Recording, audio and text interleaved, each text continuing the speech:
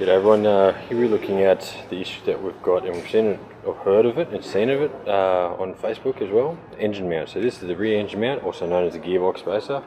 Here's the part number from Isuzu. It's around about $250 to replace or to buy the actual product here.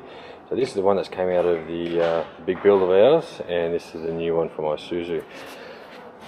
First way that we knew that there's something going on was there was a hell of a squeak going on when it was idling, shut down, all that sort of stuff. But here we can see straight away we've got that one broken. Actually, both sides of this are broken. Center's chewed out, so this car's got 65,000 Ks on it.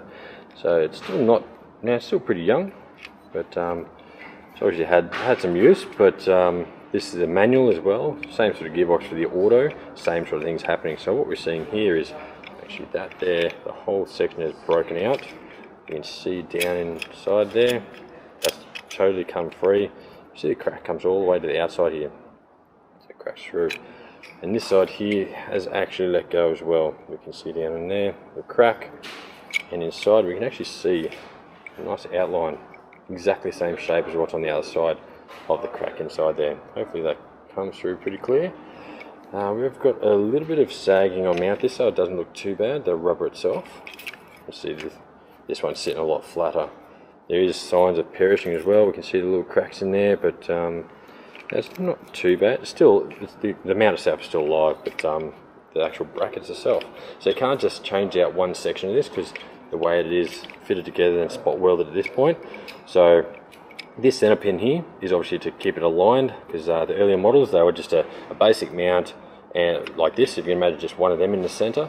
And what happens is when they shear, the gearbox would actually slip off to the side. I actually had in my early D-Max where the tail shaft then smacked into my fuel tank, which isn't the best thing to happen. But this here, obviously, it's an improved design, so that when the engine mounts do fail, so the gearbox mounts fail, it's still going to keep in a line and it won't shift off to the side, because obviously with a one-piece shaft that's on these things in the alloy, that is not going to like that at all. Very strong shaft, but it doesn't take much to dent it. So what we're going to look at as well is trying to assess this and see how it failed, what failed first, what caused it, and see if we can actually improve on this. So manuals do cop a bit more of a hiding, because every gear change, every clutch drop and whatever you do, where the autos are a lot softer on the driveline. But what I see straight away is underneath this plate. So this is no good to me anymore. Let's bend things out of the way and expose the guts of it. So here we can see this piece just fell out of there. So straight away you can see there's a cut in there for the shape here. The bolt's very close to that. There's not much distance in between where there's all this platform up here. So any sort of movement is going to transfer to the shortest bit. So shortest distance right there and there.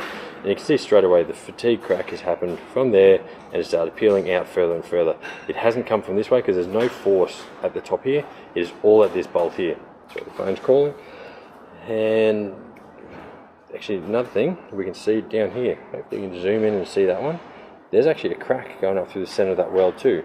So we can actually see it is flexing. It's cracked around the outside and through the center of that weld. And same on this side, there's a crack there as well. So it is definitely the force from this traveling out. So really, I don't know why they haven't welded this section up here to encapsulate that.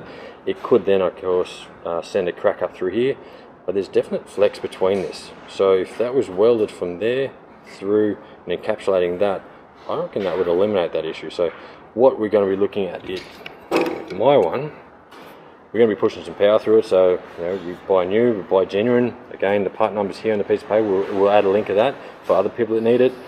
We're going to look at welding this up and see if it makes a difference on mine. So comparing the two genuine parts, they are identical. You can see the weld's exactly the same, so it must be done by machine clearly. So that's a fresh start from my car. Everything's in place. I will have to space mine up a little bit, I think, because they're manual, but I'll see how we go, because we can see here the gap is actually different. So there is a fair bit of sagging in that mount, but that's going to happen with any mount because they are a dampener.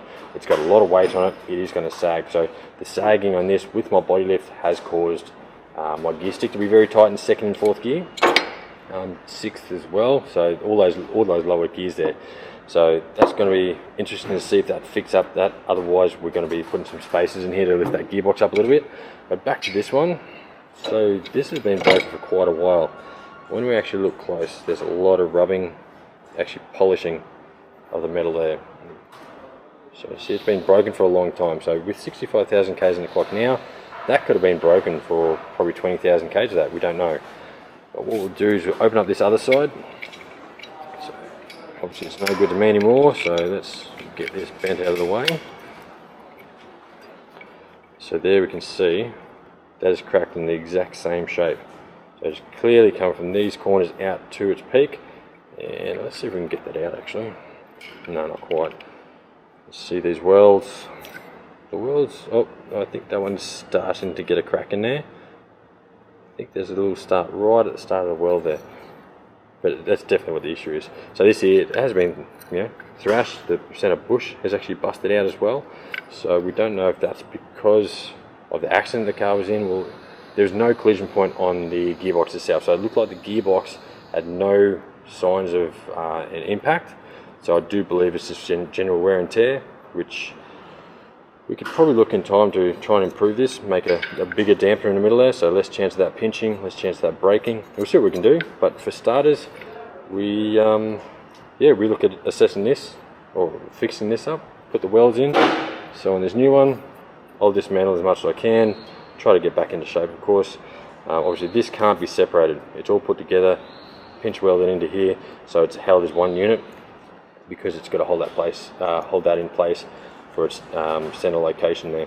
So yeah, I'll do a bit of prep work on this, grind that up, see what we can do without getting too much heat to the rubber, because we don't want to get hit to that rubber because that will perish the rubber quick or just burn it in general. So it's just going to be a bit of a weld there, either side there and there, and I'll do this side as well and see if that holds up. It's obviously going to go a lot of power going through that, a lot of big clutch dumps as well, because we're going to have a bit of fun in this car, and we'll see how we go. But hopefully I'll have some people out anyway with explanation of any squeaking noises that they hear underneath the car, just abnormal noises. This one wasn't seen from the outside until we actually went and jacked the gearbox itself up. It exposed that brake straight away because that one was released. But this one, as you can see, it's broken, but it hasn't fully released yet, but I'm sure that wasn't far off. Yeah, so we're back again. We've got, I had a bit of a play, a bit of a test run with welds. I'm not a fabricator by any means, but trying to get some welds done without burning the rubber too much, because that's the drama. Just want to sort of show that everyday person, if they can lay a bit of a weld, have a bit of an idea about it, they could do this themselves. But it is one of those things, we don't know if it's actually fixing the issue or not. It's definitely going to strengthen around that issue. So what I've done is just extended the weld. So hopefully we can zoom in and see it. I have ground it back just to make it look a little bit neater. Gone around and encapsulated the front there, down around there, so we don't have just that little weld anymore, it goes all the way around. So on this side, same thing, close it round and close it around here. So as we could see before, just looking back on it, we had this fracture each time, so exact same on this side here, it fractured up in the same V shape, it cracked from there.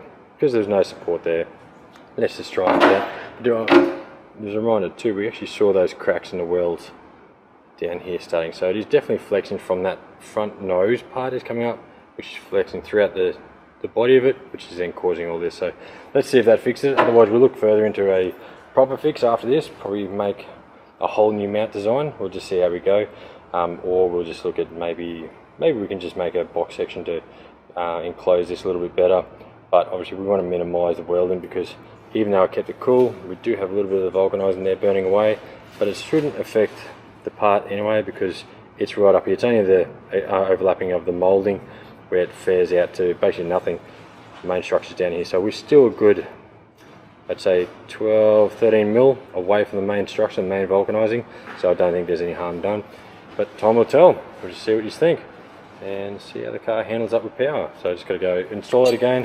So again, if you want the part number for this, creaking and all that sort of stuff under your car, jack it up. Here's the part number here for my Isuzu Mazda, it's the same.